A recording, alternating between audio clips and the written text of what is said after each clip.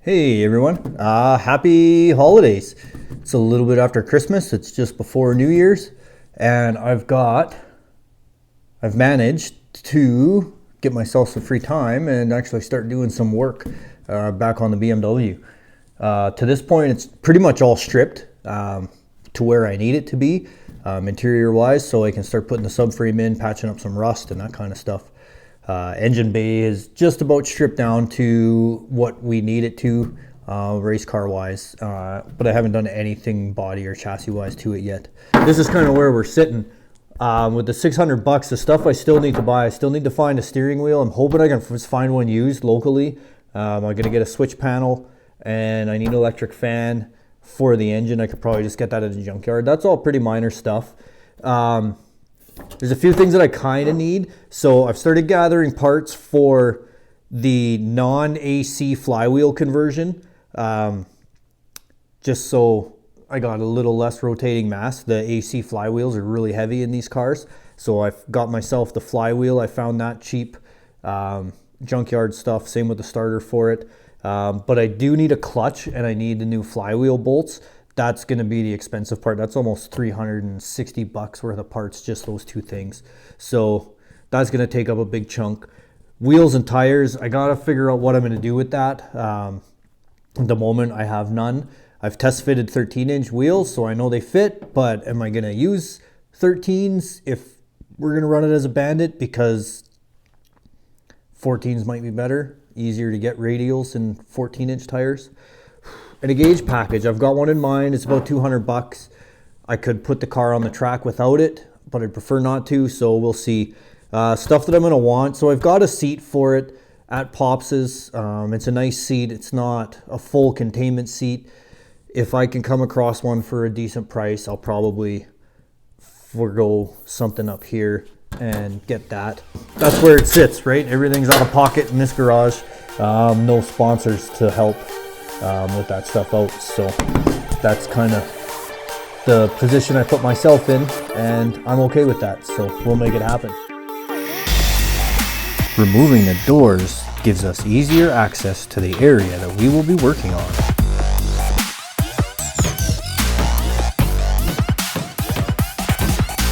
So this is the first spot I'm going to tackle. You can see it's rusty here. This is actually a reinforcement pad where you'd put the jack to lift the car up.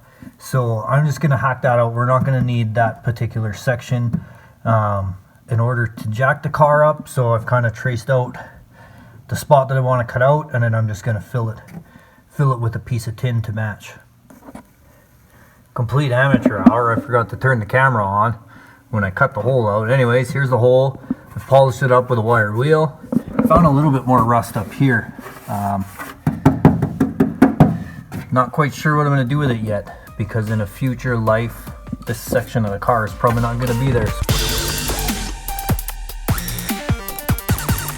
An old air filter box, some 22 gauge sheet metal, and a little elbow grease is all we need to make our filler panels. Okay, I've got my piece. Test fit. Not very well. Good enough, I guess. Copper or brass heatsink helps prevent blow through when welding lighter gauge sheet metal. This brass hammer works for me, especially since the 28-year-old floor pan is covered in years of road grime and undercoating.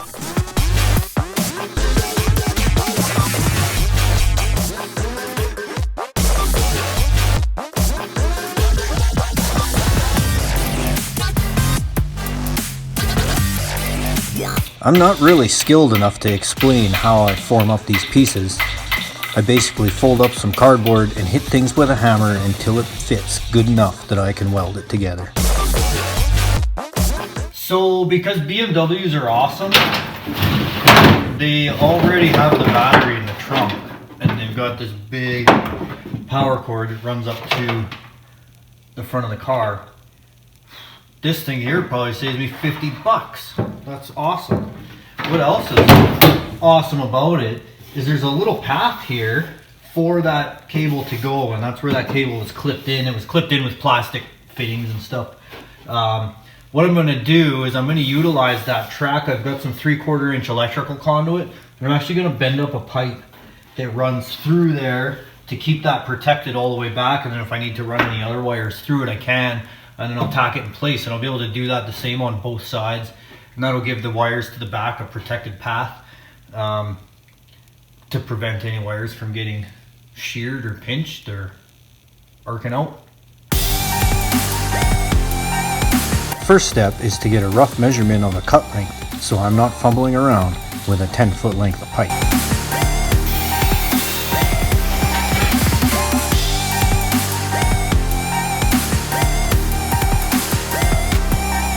Alright, so I got this piece bent up for the most part. It should just fit in there, kind of like that. That battery cable will run through the back, come up here, nice and protected.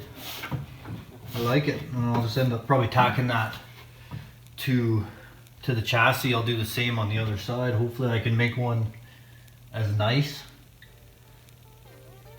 Cool.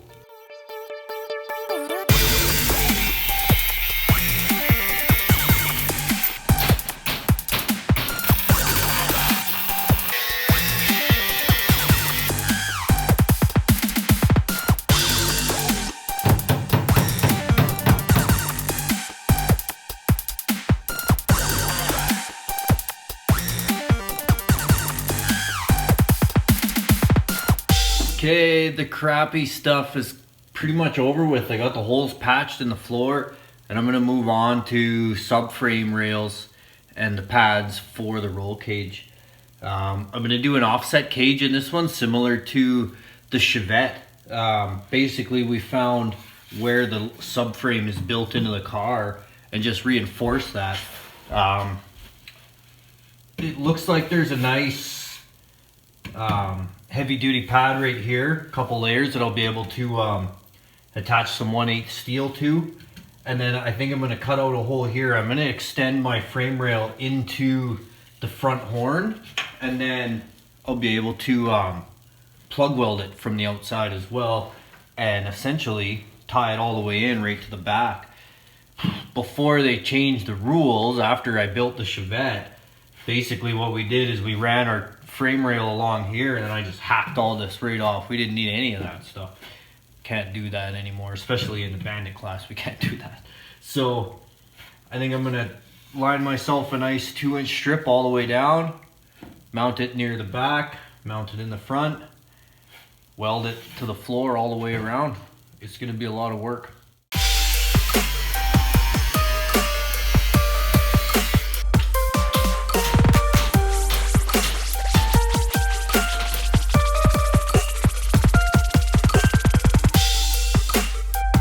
So what I've got here, this is just a little template using some 2-inch flat bar that I'll be able to draw out my cut line nice and straight. I'll be able to measure it off of the rocker panels and give myself a nice straight line to cut for where the actual 2x2 tubing is going to go.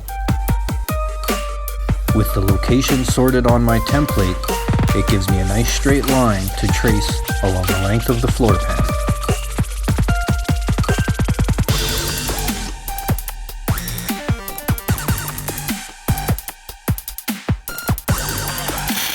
Step is to weld a backing plate for the frame rail to mount to, and by weld, I mean light completely on fire. With a little bit of measuring and a lot of creative notching, I was able to fit the front of the frame rail over top of the control arm mount, which mounts to the underside of the car at the front of the subframe. And then make sure that the new frame rail runs level with the rocker panel.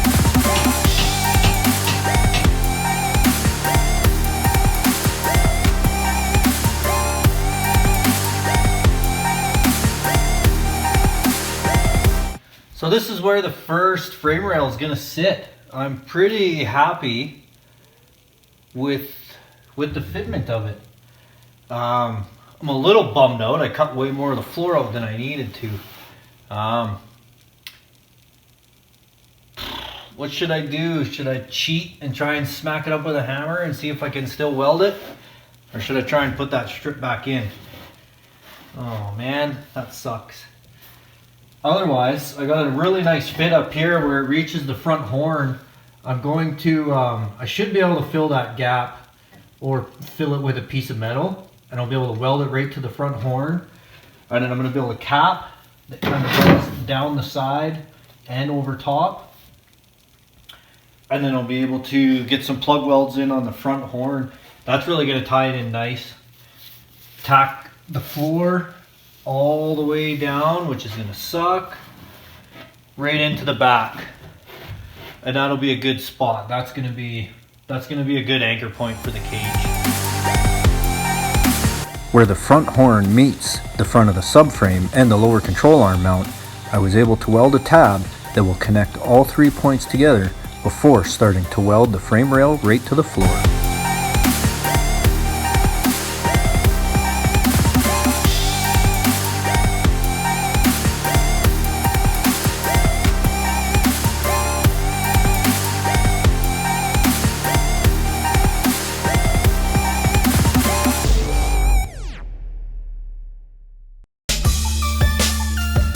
After welding the frame rail the entire length of the floor pan, the next step is to make an anchor plate that will tie the frame rail to the floor pan, to the front horn, and to the front subframe.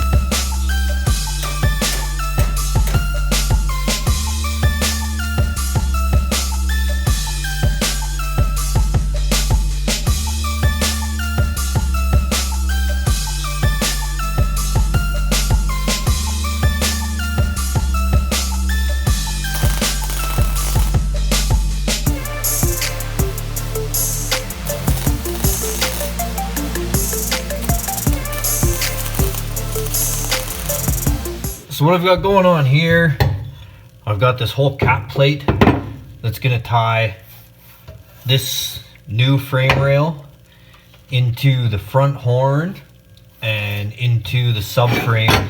So you can see here where these little spot welds are. That's the factory spot welds for the subframe. So there's 2 layers of metal there, and then the subframe runs here. So I got good thick material on both sides that goes all the way up to about here. So that's the size I made this plate. This is going to slide in over top, and I can get the plug welds on the side.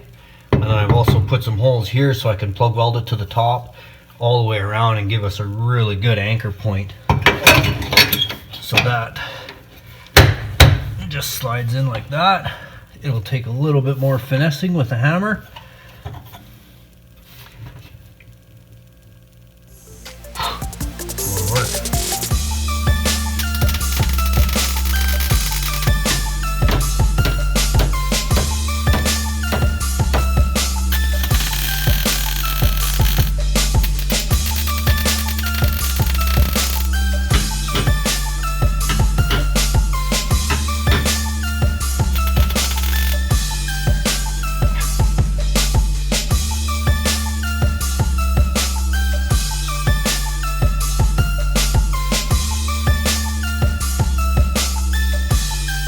So that's where I'm going to leave you guys for now. The one side frame rail's done. Other side's going to basically be the exact same thing.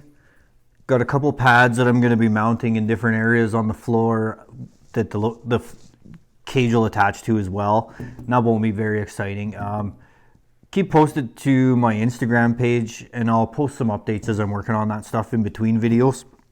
The next one I really want to do will be the cage install, the fun stuff. So that's where we sit. I have been starting to compile the parts, some parts that I need.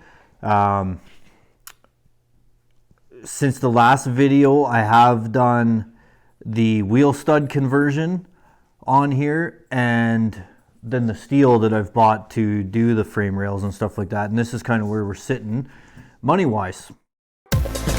With our previous total at $480, I made another $50 selling off some more old parts before spending $120 on the wheel stud conversion and another $80 on steel for the frame rails and floor patches. So yeah, I'm still sitting on some parts to sell over the spring. A bunch of these parts are spoken for. I just got to get them delivered. So hopefully in the next little while we see a little bit more cash coming in for the car, because we need it. Anyways, that's all I got for you guys this time around. Thanks for sticking it out, and we'll catch you next time. Cheers.